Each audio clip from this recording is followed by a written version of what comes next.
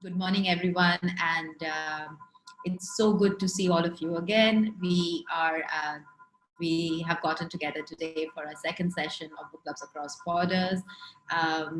This is the second time that we've connected with Lashkargah, and hopefully very soon Hyderabad will join in as well. The book that we are going to be discussing today is In Other Rooms, Other Wonders, which is written by Danial Moinuddin. It is a book about the tribal areas in Pakistan. It talks about the province of Punjab. It talks about the feudal system in Pakistan. And there are lots of similarities that we find as we read the book between the Pakistani society and between the Afghan society, and really looking forward to talking about those similarities that we have been able to pick up on as we read the book. I would love to know more about that through my Afghan friends as to when they were reading the book, what kind of similarities were they able to pick up on. Then we will move to our friends in Pakistan who are situated in Hyderabad, which is in the province of Sindh. And even though the children in Sindh are very different in terms of cultural practices, ethnicities with the people in Punjab, but because it is the same country by and large, there are a lot of similarities that we are able to pick on. And simultaneously, the same similarities are things that will be reflected in the region of Afghanistan.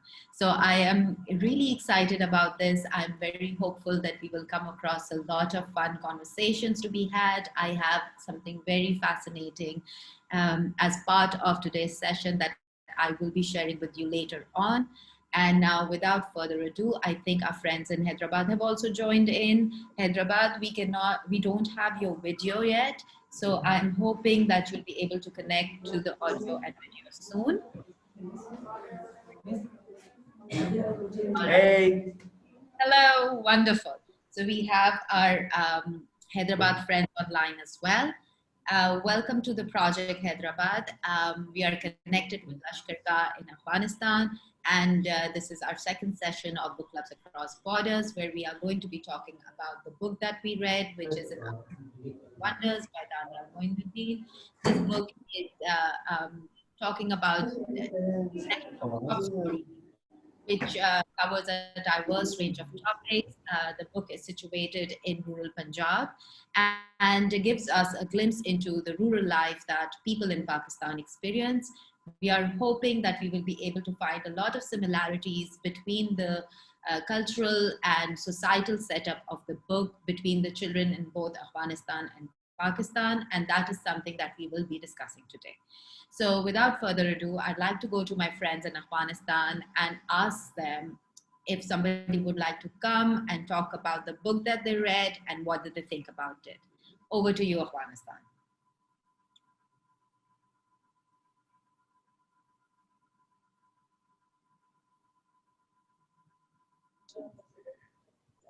Yes, one student will be talk to you.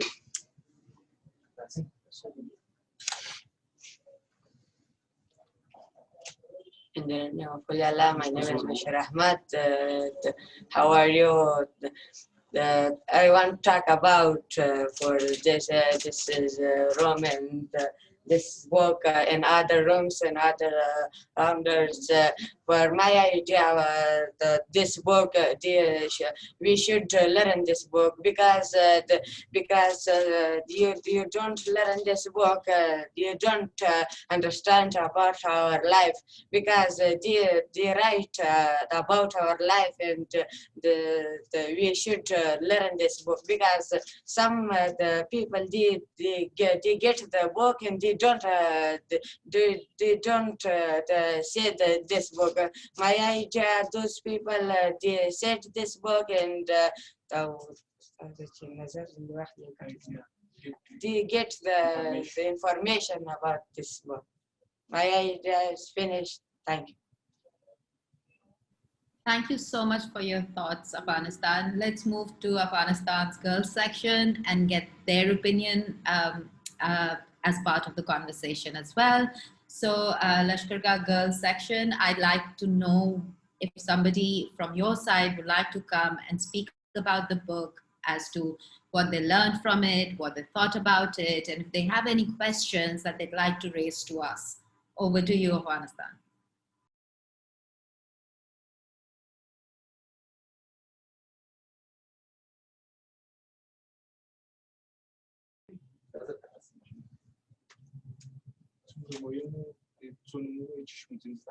In the name of Allah, hi there to all of you. I want to speak about this book. What should we learn from this book?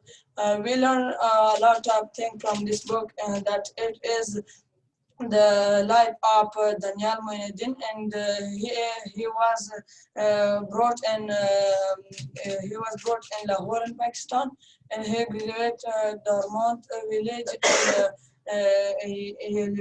in Law schools, and he was an educated person that we can promote it from this suggestion that it is very good for all of us, and we should talk about this book.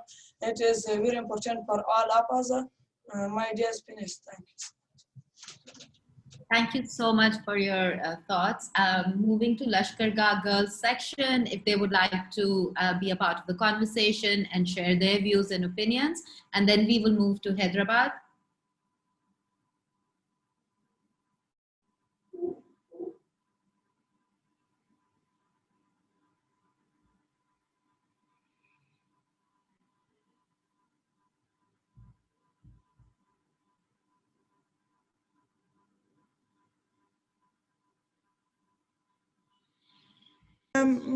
If let's say a participant wants to share idea about this book.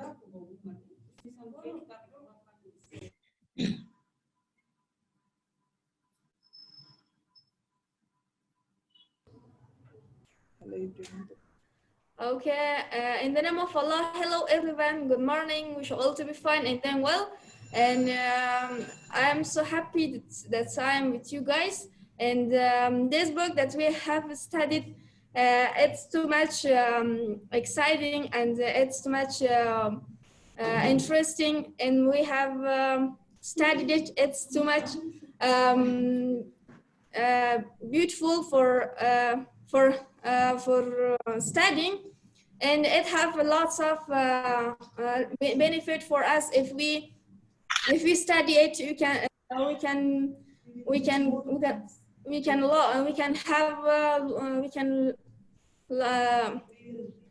We'll read more lots of words, and we can get to our goals, and and it can help us to reach our goals. We can have lots of way to reach our goals, and it's too much important for us. And we study it. It can help us to read lots of things. And it's finished my idea. Thank you so much. Thank you so much for your thoughts. I completely agree with you. Reading is a way for opening our eyes and our minds to different people, different cultures, different ideas that exist in the world around us. And it's only through reading and researching and searching for answers that we will be able to learn more and more. So thank you for that. And with that thought, let's move to Hyderabad and get the opinions of the children over there. Hyderabad, over to you. My name is Mohammad Abdullah. I live in Hyderabad. My school name is the Excellence School. Now I'm talking about this book. This book is very, very interesting. There are many messages in this book. I'm only saying the one message. As you saw, so shall you reach. This is in this book. There are very, very interesting messages. I'll read it fully. The book is very, very interesting. Thank you. Thank you so We much. would ask us to come and introduce us and tell something about the book, please. Have a seat. Talk about the book, how you found the book, introduce yourself. Are you okay? My name is Reman Ali. I learned class 8. I live in Hyderabad. So I tell you book. The name is book name is In Other Rooms, Other Vendors. Then book writer name is Daniel Munuddin. Then I learned this book. Then the message of as you sow, so shall you reap. Social inequality. In a book was really very interesting, and then book character is Nawab the electrician. It's okay. Somebody else want to come and talk about this book? Introduce themselves? चलो ठीक है. Thank you. Thank you. Thank you so much for your thoughts, Hyderabad. And now, while all of you get your thoughts together and think about what you want to say, I will ask one of my colleagues, Aruj, who's also part of the conversation, to talk about her favorite story from the book, what she learned from it, what she thought about it, and then we'll get more questions to be addressed to all of you. Aruj, over to you. Hello, assalamu alaikum everyone. It's a pleasure to be connected with you. So when I was reading the book, I found it very uncomfortable to read as well at times because it was so, I live in Punjab and I feel as though there were so many eye-opening moments of me seeing the people around me through the lens of the book. And it is very dark. It is, there's this idea of a decadent lifestyle, but what it can do to people around you, collateral damage, that understanding of how it can become, how it can have a ripple effect and it can keep happening while revolving around one person who is not even aware of it because of their power, because of their privilege and their prestige. And that is the situation with KK Haruni, the person who owns the house, the feudal, the ex-civil servant, and all of these people whose stories are revolving around them. So I actually found the title, the story that shares the title of the book, In Other Rooms, Other Wonders, extremely gripping. I also thought that it was written in such a page-turning sort of a way that I couldn't put it down. I wanted to read more. But at the same time, I was apprehensive and afraid of what I was going to read further because it was too close for comfort for me.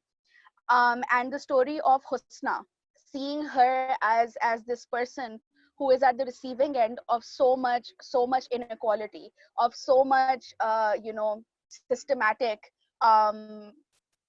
inequality, that my heart really went out to her. And this idea that she tried her best as serving as a secretary and then as a companion for KK Haruni, that she tried so much to rise out of her station, to be able to earn better, to live a better life, to be accepted in social circles that she thought were her ideal, because she was always taught that this is where you have to be someone.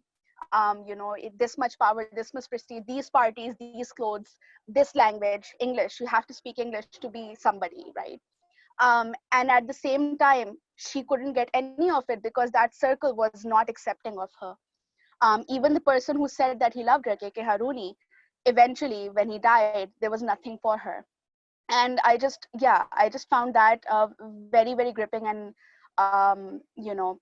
emotionally affected me that day. So yeah, I'd love to hear your thoughts about it, and also about, who your favorite characters were, whose stories, have stuck with you after reading the book. I'd love to hear that. Afghanistan, if you guys would have something to talk about, perhaps the characters that you found interesting in the book.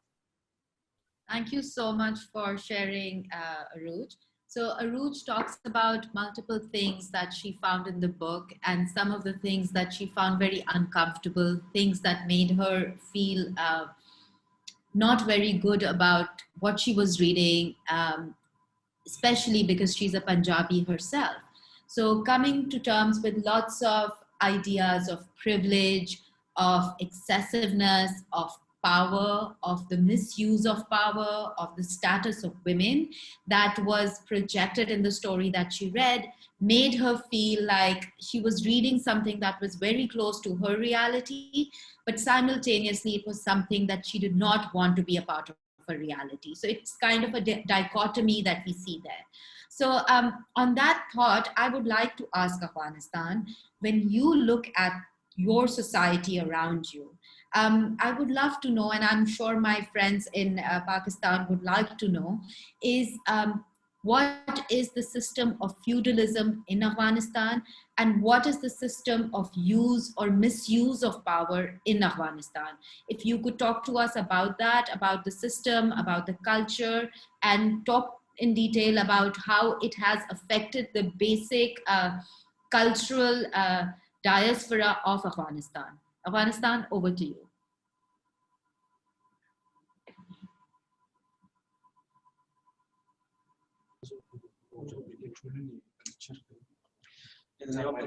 Hello, best wishes. Good morning. I am Ahmed Shah from Afghanistan, Helmand Lashkargah.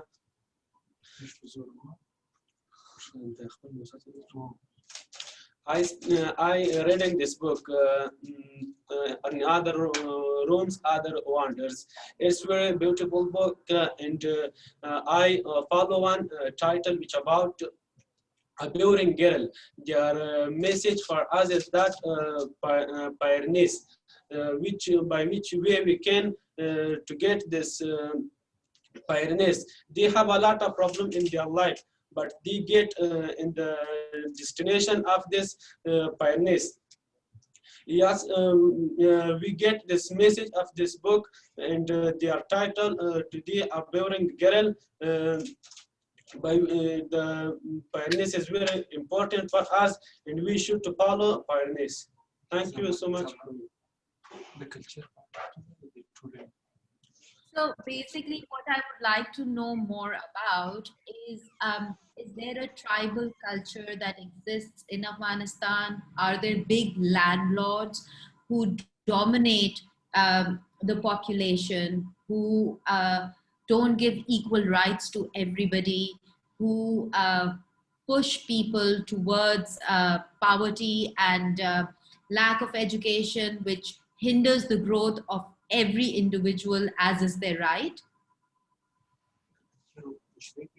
Yes, our culture is very hard. A lot of people are uneducated. But nowadays, if you look in our people of the city, which they can live in the city, they are almost all educated. But all other people which they can live outside of the city, they are uneducated, and also they are every person like education, but a lot of people have some problems. They like education, but they don't can allow another work in their life. Like one person is farmer, they can the work of earth. They don't can to get education. They have a lot of problem to go to the city, and they go to the school to get education. They can another work in their kid, and also their self. They don't have time, and they don't can by this cause. And also in our culture, don't parent their co-education. All right, thank you so much. That is very enlightening. It's very similar to the situation in Afghanistan that we find in Pakistan. In the cities, you see people more educated than in the rural areas. And one of the biggest reasons that there is lack of education in rural areas is because we are still following the tribal system. We have big landlords who want to keep holding on to their power. And they know that if they educate everyone, then they will understand their worth, they will understand their freedom, and they will understand that they do not need to be subservient to them. So it's like in their benefit that the people don't progress, people don't get educated. So for that reason, in a lot of rural communities in Pakistan, and I'm sure it is the same in Afghanistan, children are not given equal opportunities towards education. And this book addresses that in a very subtle way by telling you things that Danyal Mohyuddin, who was the son of a very wealthy landlord in Punjab, experienced. And it is through his stories and his reflections that we come to understand the inequality and the injustices that exist within the system. So thank you for those thoughts. And on that thought, let's move to Hyderabad and ask the people, students in Hyderabad, how they think about this. What are your thoughts on feudalism? What are your thoughts on the lives of people who live in villages? Do you think that people in villages are given equal opportunities, or is there a problem with village life and the whole system of feudalism and big landlords that hinders the growth of the common man in Sindh, that is your province, and in context to the book that we read about Punjab? Hyderabad, over to you. My name is Maryam. I have read class 6, first chapter, the Nawab the electrician, the main character of Nawab the electrician, in the room, in other rooms, other wonders is book name because because I have got to message on his social repair.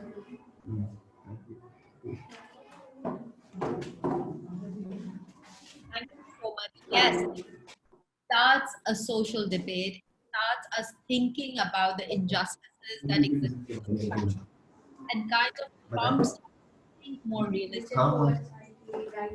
There are many rights. Hyderabad, please continue. Yes. Hyderabad, your mic is muted. We can't hear you. There are many rights. First of all, in rich and poor, the rich person is always get rights, and the poor person can't take the rights. The rich person does not really get any rights. The rich person always get rights. Arya, what he's trying to say is that he's trying to say that the rich person always gets his own rights, but the poor person can never get his rights. Absolutely. That is one of the biggest injustices in our society.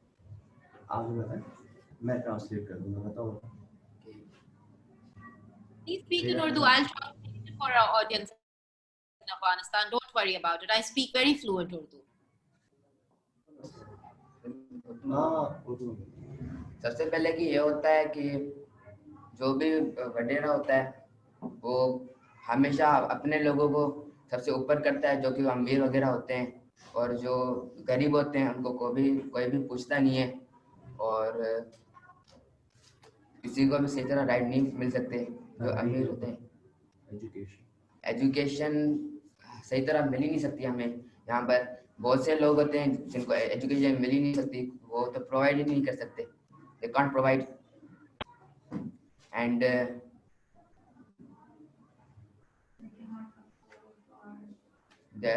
काफी लोग ऐसे होते हैं कि afford नहीं कर सकते studies को, एंड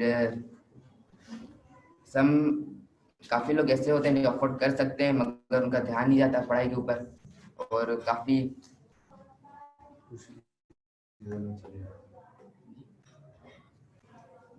और Thank you. Thank you so much for that.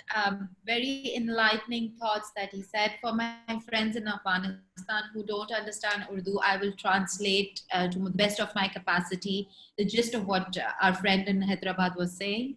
In Sindh, a big landlord is called a... Sorry? In Sindh, a big landlord is called a vadera. So a vadera is a common coined term, which means a person who holds a lot of land.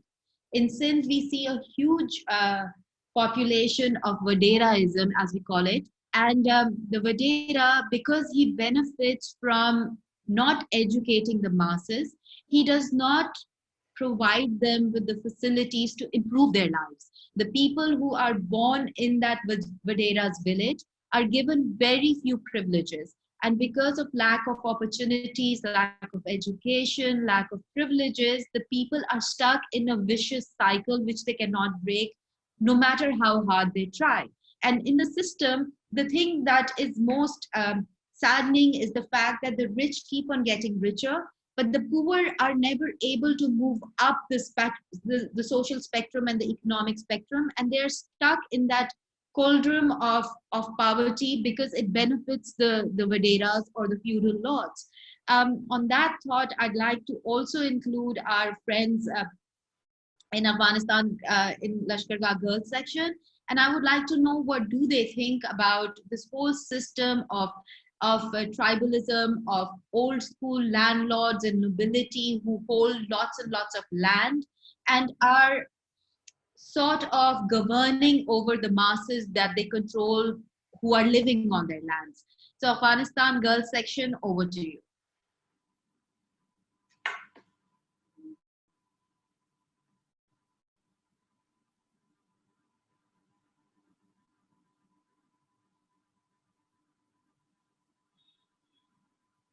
Anyone from the girls section in Afghanistan would like to comment on this?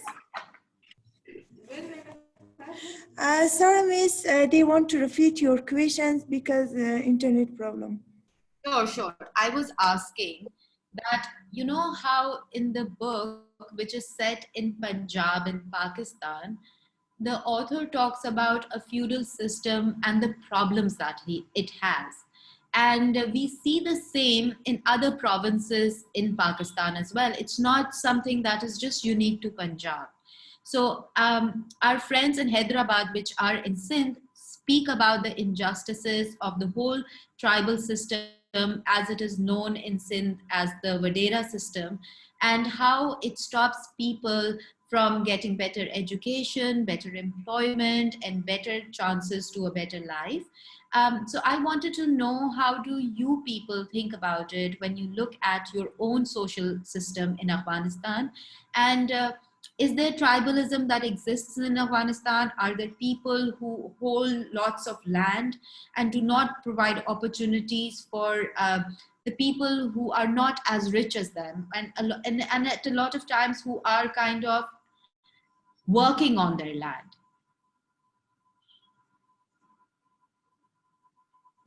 Okay, thank you. Understood.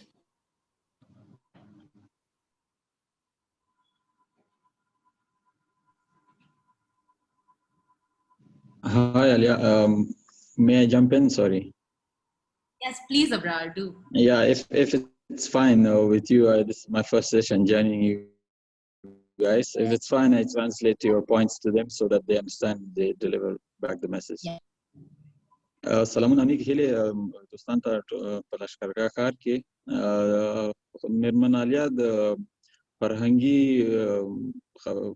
باره کې خبرې کولې. په افغانستان کې که تاسې وګورئ خانان چې دي مالکان چې دي ډېر ځمکې لري، د قبایلي سیستم په خپلو کلو کې لري. نو داسې کیسونه تاسې لیدلي دي چې دغه خانان یا دغه مالکان چې دي هغه چاته چې خپلې ځمکې ورکوي د کار دپاره، د زراعت دپاره، هغوی ته دغه فرصتونه نه مهیا کوي چې درس و تعلیم وکړي، ځکه غواړي هغوی همدغسې بې تعلیمه پاتې شي او هغوی خپل د حقوقو نه او خپل د کومې دغه چې لري د هغې نه خبر نه شي. نو دوی غواړي دغه مسله باندې پوه شي. په هلمند کې هم دغسې کارونه کېږي چې خانان په کارګرو یا خانانو باندې ظلم کوي، ځکه پاکستان کې هم دغسې سیستمونه وشته دي. آیا هلته دا سیستمونه شته دي که نه؟ که تاسې څوک د نجونو څخه غواړي دغه سوال ته ځواب ورکړي.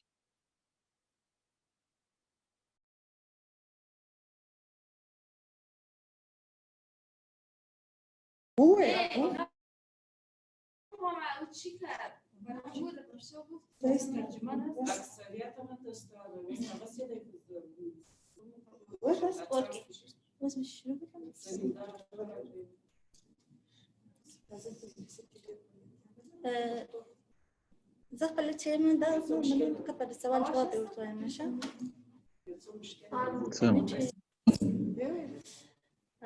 your English کمزوري دي. my English ليش کمزوري دي؟ په دې خاطر باندې غواړم پښتو وژغېږم. نو Okay, she wants to speak in Pashto because she is not very versed in English.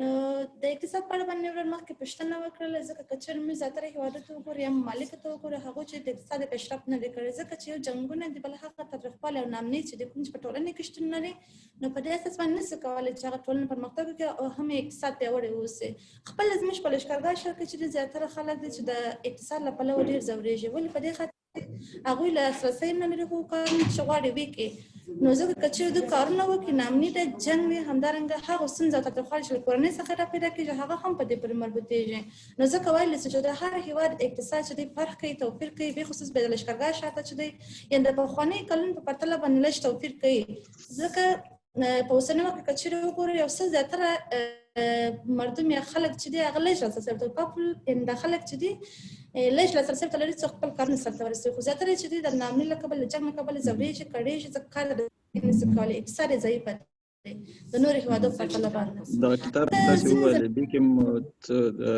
رابطه پیدا کړله خپلې ټولنې سره او څه چې په کتاب کې ویل شوي وو داسې څه کنکشن یا داسې څه مو ولیدل چې ستاسې ټولنې سره مطابقت کوي بلکې په دې کې ډېر شیان وو چې موږ هم ولیدلو د اقتصاد په اړوند باندې چې ډېر ښایسته شیان پکښې لیکلي وو لکن زراعت او مالداري په اړه چې وو هغه ډېر معلومات پکښې وو که چېرې موږ زمینداورو خلکو ته وګورو هغې څه ضعیفه دی خو لکن بیا هم چې دی د دوی خپل کارلاسي تجربه چې لري هغه کې لږ پیاوړې خو لکن که چېرې ښارونو ولسوالیو ته وګورو اقتصاد یې ضعیفه دی صحیح مننه So Aliya, what she said is that compared to previous years, in Helmand and especially other provinces, there has been a lot of developments, and people have access to education now, especially girls.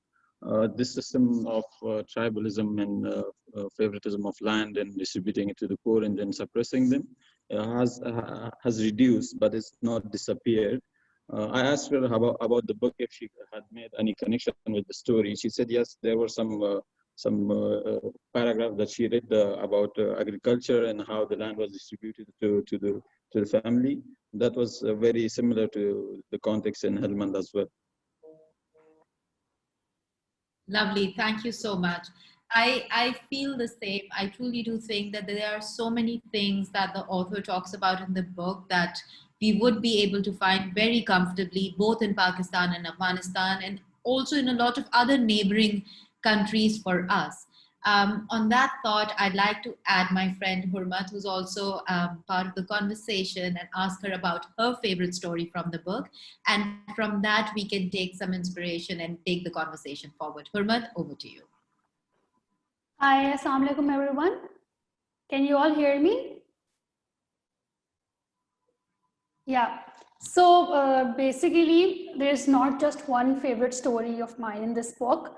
I actually liked the whole book and how this one character, KK Haroni, is this main, I want to say patriarch of this whole book, and all of these characters, they are revolving around him and their lives are connected to him somehow. But this one particular story, I'm sorry, I'm forgetting the title of that story. It's about this girl who gets married, who marries this guy who is from the family of KK Haruni. Maybe Uruj can help me remember the title of that story. And she eventually, so she basically, she moves into his house and his farm, and she starts living with him. And eventually she realizes that this is not the life for her. Even though she's in love with this guy and she wants to live with him, but still she goes back to her previous ways. Even though she was also from this influential family in Islamabad, but still she cannot survive in that, you know, household setup where she has to be this matriarch and control the female side of her husband's doings. I can't read from this part, yeah. So basically what I was understanding, so funnily enough, my family, the paternal side of my family, they have this sort of like, I don't want to say feudalism, but they are landlords, all right? So they have these very strict rules that, and I have seen and I've observed this in my family as well, that if a guy wants to marry a girl, I have seen this notion very clearly that a girl, even if she wants to come and settle in their family, she cannot adjust to their ways because they, Lily, that's the name of that story. So it really hit a part of me which was close to my heart because I've seen this in the paternal side of my family that they are owners of these lands and they get to control the land, they get to control the people living on these lands, and they're so, easy and comfortable about it. And I don't really agree with it. And I have really, harsh and real conversations around these things with my family, but of course they cannot let go of their ways because they are so comfortable with it. So yeah. Thank you so much for that insightful dialogue, Herman. So yes, one of the most interesting angles that has been picked up in the book is the use of the patriarch, their position and their power to suppress not just the people who are working on their land, but also their families.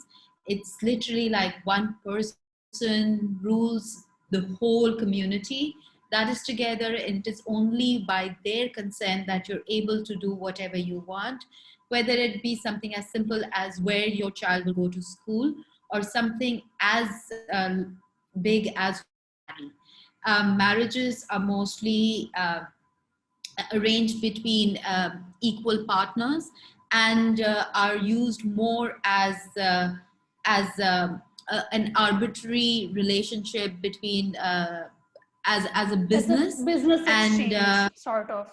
Yeah.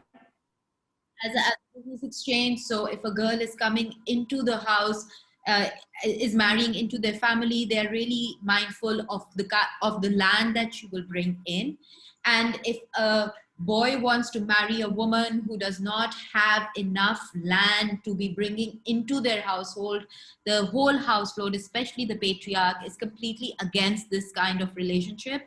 So everybody in this setup is used as a commodity to benefit the whole, the main patriarch. And this is something that we find to a large extent in Pakistan, especially in the rural areas of Pakistan. I can tell you one small example, which I'm sure my friends in Hyderabad can talk more about, is that in a lot of areas in Sindh, where there is a lot of land that is owned by a family, and if they can't find the boys, they will keep the girls at home, not get them married, because they don't want to give the land as part of the dowry that will go with the woman or as part of her inheritance. Girls are killed, girls are left to rot simply because they don't want their land to be distributed. That is something that we find very commonly in a lot of rural areas, in a lot of big landed families in Pakistan. And I'm sure incidents like these would also exist in Afghanistan. I mean, we are trying, people are getting educated, things are changing, but in terms of big landed families, the same system of patriarchism, of same system of tribalism, feudalism exists to a very large part. And we haven't been able to have policies or land reforms which would benefit the people. It is something that the governments have tried, but it is not something that the governments have really had any success with. And it is a reality of our lives. So on that thought, I'd like to ask my friends in Hyderabad, how do they feel about it? Do they have any stories that they'd like to share about the landed communities in Sindh, where the land does not, land takes precedence over human beings?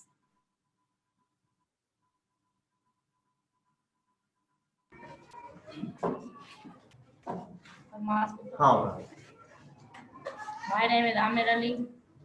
I live in Hyderabad. My school name is the Excellent School. Today I talk to about the. आज मैं कहना चाहता हूँ कि गरीबों और अमीरों में फर्क क्या है? I गरीब speak in लोग English. Try to speak in English. जहाँ रुक जाओ मान पहले उर्दू में बोल दो कोशिश करेंगे. I'm trying to tell the difference between poor and rich.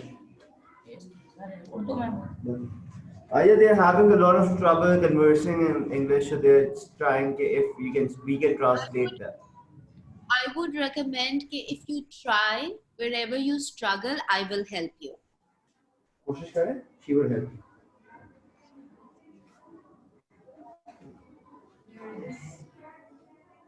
There's a lot of difference between. There are a lot of difference between poor and rich. Poor men have lot. आंखें बंद करके दो. Governments do not help us.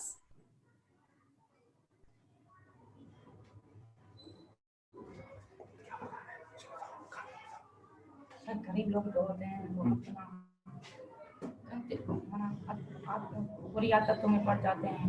Poor people are mostly involved in bad habits. Poor people Are mostly involved in bad habits. Poor people had Bad habits. bad habits mostly, And rich take and fayda of rich this. take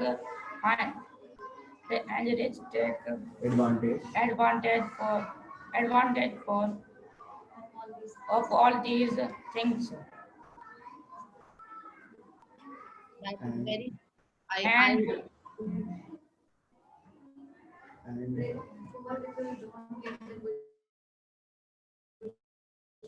And poor pupils don't care for jobs and good positions because of few delivers.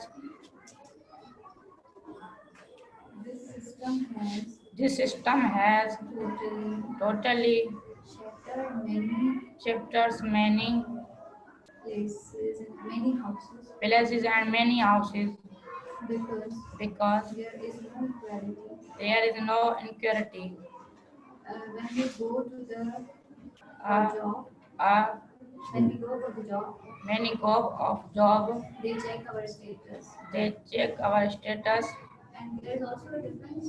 And there are also different between all the boy and girl. Girls are still not attending the school or not having the basically education which also has stopped the progress of our country. Thank you. Thank you so much for that. And I'm so glad that you put in the effort. And I'm really hopeful that by the end of the sessions, you will be much more comfortable in sharing your ideas and opinions. By the way, I loved what you spoke about. And for my friends who were not able to completely understand what our friend in Pakistan said, I'll give you a quick summary of what he spoke about. He said that the poor people in the rural areas fall into bad habits of drugs and alcohol.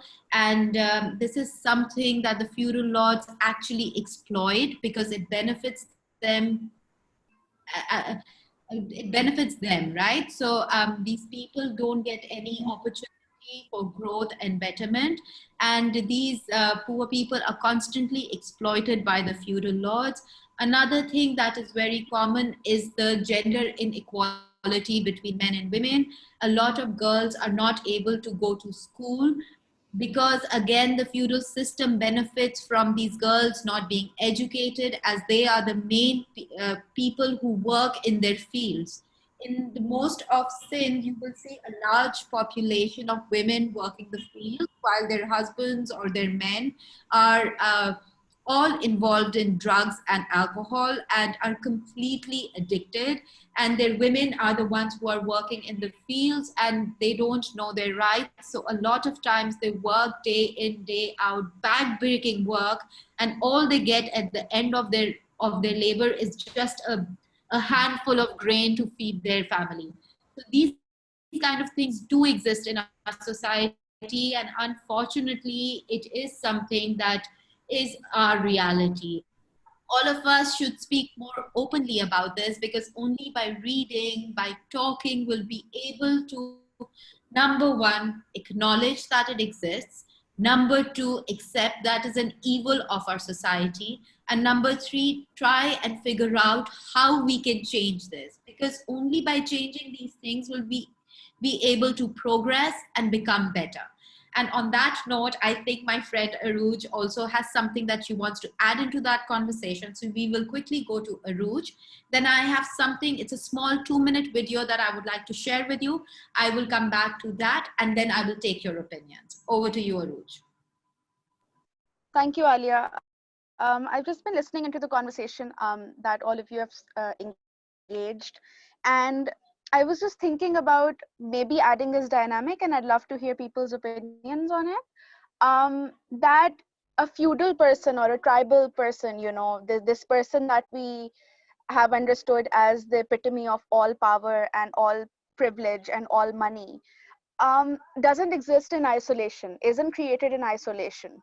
The feudal sustains it, but they didn't bring it there. I think what we should also try to call out and try to identify tends to promote ideals which put this feudal on top. And while that blame has to be attached to the feudal themselves, it also has to be attached to the ideas that are brought to us through newspapers, through books, through television, where there is this idea. What I love about this book is that it calls out the ugly side of a feudal system, of a person who has too much power.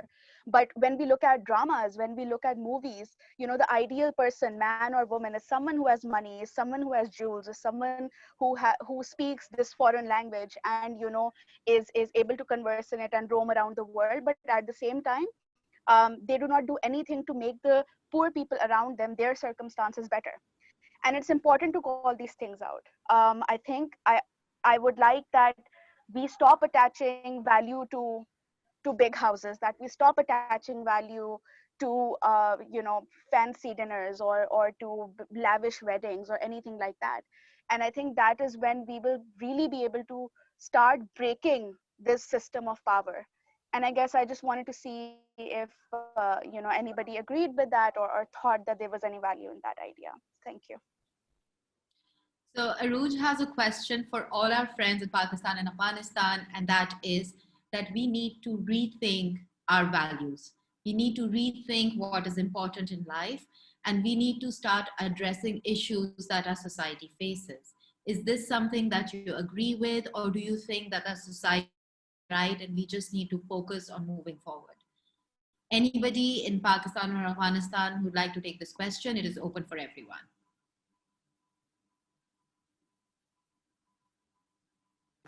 Yeah, Alia, we have somebody in Hyderabad who will like to say 2 words about it.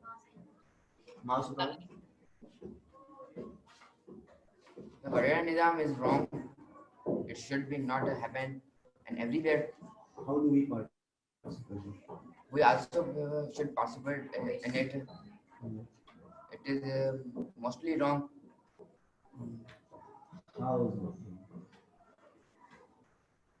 How do you think we can change? How do you think we can help? We all should participate to change this Warrior Nizam. How? Yes, क्या करना चाहिए? तालीम लेनी चाहिए। हाँ बोलो। हमें सबसे पहले अगर ये खत्म करना है तो हमें एजुकेशन हासिल करनी पड़ेगी। I completely agree. First and the most important thing, if we want to change the system, is we need to educate ourselves about everything, from science to society to culture to arts, and we need to understand everything that goes around it. By getting understanding, we will be able to pinpoint things that are wrong and address them. By reading this book only, like it is a small book, and it got us thinking about so many realities of our lives which are wrong, which we don't agree with. So imagine if we were to read more stuff, if we were to educate ourselves more, how many new other things will we find out? We will not only find out about problems, but we will also find out solutions. And on that note, I would like to share something with all of you that that I think you all will enjoy. So I'm going to quickly take you to a video. And then we will come back to the conversation. I began writing this book, sort of in 2002. I'd been writing poetry all through my life, but I think you haven't shared your screen because we cannot see the video. Sorry, 1 second.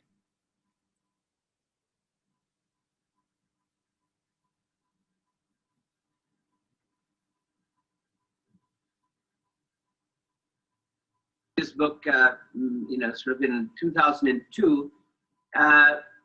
I'd been writing poetry all through my life, but had never written fiction. But it always kept in my mind that at some point I would write these stories. As a writer, your stories are never directly drawn from life, but they're inspired by characters that you know, and you mix them together and sort of add qualities and mesh people together, mesh personalities together. So these are stories that are based upon my family's farm in South Punjab. What's real about that is that there actually is a guy whose name actually is Nawabuddin, who actually did get shot. And then I began sort of, the story intrigued me, and I began adding to it and shaping it and writing it and rewriting it. And these are stories that have meant a lot to me. These are experiences, these are places that have meant a lot to me and that I've cared about. And I wanted to describe them and to sort of show them to other people.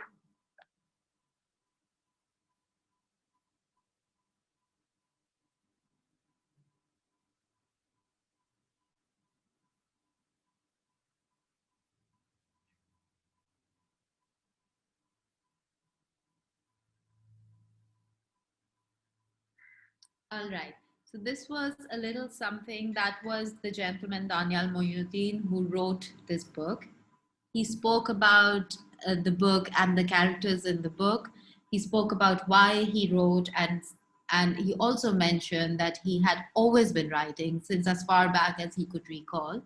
And all of his old writings actually prompted him to write this book. I wanted to ask all of you, do you write? Do you enjoy just putting down things in a notepad about anything?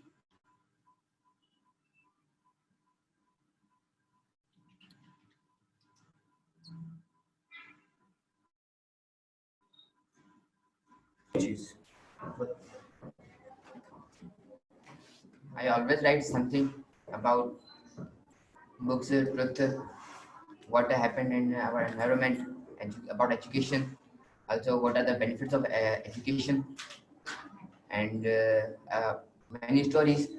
I like it to write. By the way, I would really encourage each and every one of you to make a habit of writing a little. It could be anything. It could be a thought that's in your head. It could be something that you read that you want to summarize. Because all of us don't speak English as our first language. It is a foreign language, but it is the language of the modern era. So if we want to, especially for both our countries, Pakistan and Afghanistan, it is the medium in which our education is. So we really need to have command over the language so that we can express what we have understood, what we have learned when we sit in for our exams, when we want to speak our minds, when we want to converse, when we want to be heard or understood. So I would encourage all of you to keep a journal with you at all times and try and write a little as you can or as much as you can every day, especially while you're reading these books. When you're reading, make small points of thoughts that come to your mind when you're reading something. If something really resonates with you, note it down. If something really troubles you, write down what is troubling you. And when you come in for your next conversation, talk to us about it and we'll discuss those things. So on that note, I would like to bring this session to a close because we are nearly running out of time. But before I close, I'd like to have some last ideas from all of our friends here. I would like to start with Aruj, then come to a boys' school in Ahmad, then Urmat, then Abrar. I would also like you to have a last leaving note for all of us. So because I don't want to waste any more time, I'll quickly move to Aruj and ask her if she would like to have a closing note. Hi. I just, in closing, I would like to talk about the foreword of the book, which is translated from Punjabi as 3 things for which we kill: land, women, and gold. And I think it is really telling about how systems of injustice and systems of obscene power are propagated and are sustained. They're sustained by us being told constantly that our ideals have to be something that are beyond us, that are above us. And I think it is very important for us to be able to recognize these systems that are taught to you, that a particular skin color, that a particular language group is more superior, and more so. And I think it is important to understand that there is no such thing, that the superiority complexes are just taught to us and ingrained within us, and we have the power to be able to fight them along with these larger systems of injustice. So thank you so much. This is something that you guys really, really helped me understand in this session. Thank you so much for that, Aruj. Moving to Boys School Afghanistan, if you'd like to have a closing statement.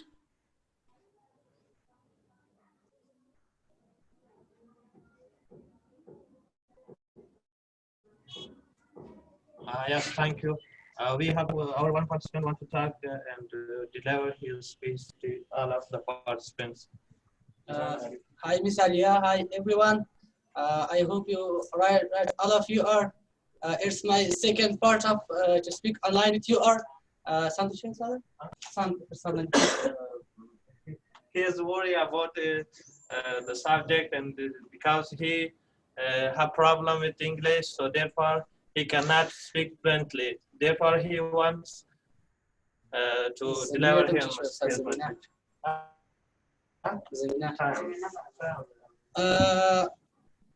I hope that all of you are. If this part of online speaking English, to make time this like this, speak with you are. We will speak very intelligently, and we can speak about agriculture of Afghanistan with Pakistan.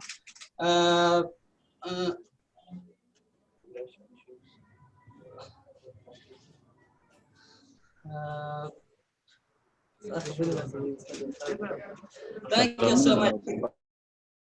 آخر کې کوم پیغام لرئ دوستانو ته دا ذکر کوي که پښتو فرق ونه خیر پښتو به ترجمه کوم تاسو کچېرې داسې زمينه موږ ته برابر شي لکه داسې موږ آنلاین خبرې کوو موږ په اطمینان سره ویلی شو چې موږ به ډېر ښه خبرې وکړو د افغانستان د پاکستان د اګریکلچر داسې د نورو برخو په باره کې دا ډېره ښه ده موږ دپاره موږ اوس هم زیات مشکلات لرو په انګلیسي کې نشو کولی چې ډېرې خبرې په انګلیسي وکړو چې زور وکړو تر یوې نوې دقیقې تر 2 دقیقو خبرې کولی شو نو که چېرې داسې زمینه موږ ته برابره شي لکه دا چې اوس برابره داسې آنلاین خبرې نو موږ انشاءالله ډېرې خبرې پریکټس وشي پکې اوس موږ ډېر پریکټس پکې وشي بیخي ډېر صحیح سم So Alia, what he said was that these book clubs are very useful. We don't get to have so many chances of speaking in English with other students from provinces, and especially not many opportunities come that we get to talk about agriculture or other topics or books with the students from other countries. So he's really grateful for this opportunity, and he hopes that this trend continues. Definitely, that's the idea. Let's try and see how far we can go. So on that note, over to Afghanistan girls section if they'd like to have a closing note.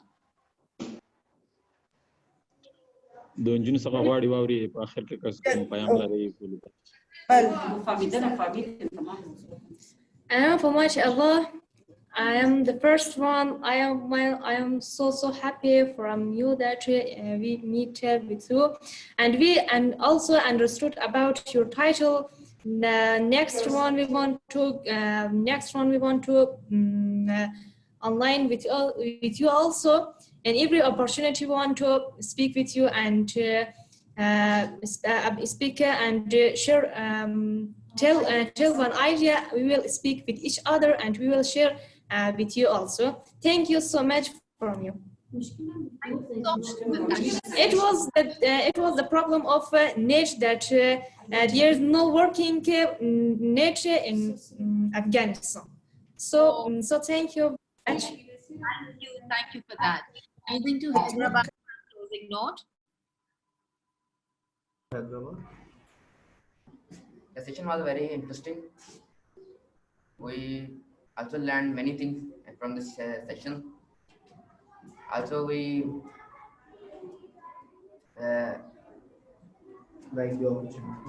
like the opportunity for from the session. Thank you.